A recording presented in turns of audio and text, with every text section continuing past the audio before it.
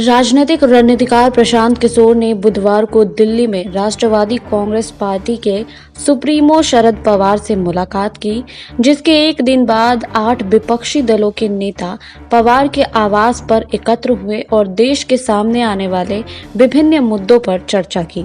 सूत्रों के मुताबिक किशोर और पवार के बीच दिल्ली में उनके आवास पर बंद कमरे में हुई बातचीत करीब 1 घंटे तक चली। एक पखवाड़े के भीतर यह उनकी तीसरी मुलाकात थी। जी हां, उधर कांग्रेस के वरिष्ठ नेता और पूर्व मुख्यमंत्री पृथ्वीराज चौहान ने बुधवार को कहा कि कांग्रेस का 3 दलीय गठबंधन तो तोड़ने का कोई इरादा नहीं है और पार्टी पूरे 5 साल तक महाविकास अघाड़ी सरकार का समर्थन करेगी।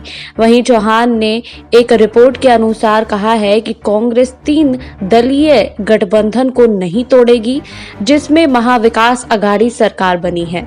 हमें पूरा विश्वास है कि महाविकास अघाड़ी सरकार 5 साल का कार्यकाल पूरा करेगी।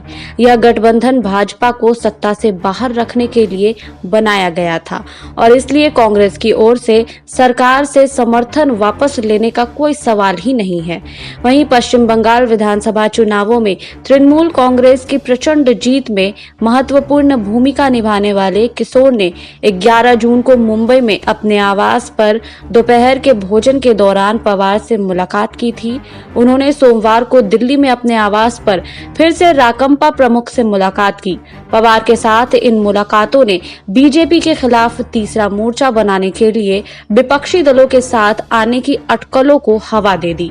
पवार ने मंगलवार को दिल्ली में अपने आवास पर तृणमूल कांग्रेस, समाजवादी पार्टी, आम आदमी पार्टी, राष्ट्रीय लोकदल और वाम दल सहित 8 विपक्षी दलों के नेता की एक बैठक की मेजबानी की थी।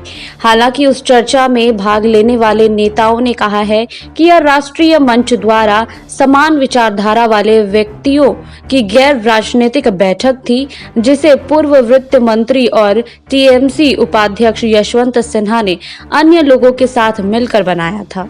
मंगलवार को विपक्षी नेताओं की बैठक से पहले पवार ने उसी दिन राकंपा की राष्ट्रीय कार्यकारिणी की बैठक की अध्यक्षता की और अपनी पार्टी के नेताओं के साथ भविष्य की नीतियों, अगले लोकसभा चुनावों में इसकी भूमिका और वर्तमान राष्ट्रीय मुद्दों पर विस्तृत चर्चा की।